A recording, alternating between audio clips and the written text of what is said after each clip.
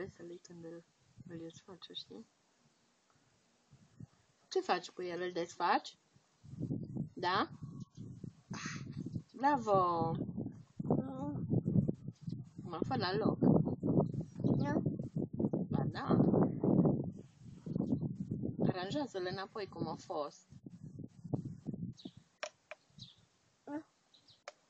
De ce nu? L-ai stricat acum, repară-l. Da. Papă răducul, vezi? Dar repară lănțișorul, Tudi. Da. Pune-l înapoi la loc. Ia celălalt capăt, prinde celălalt capăt.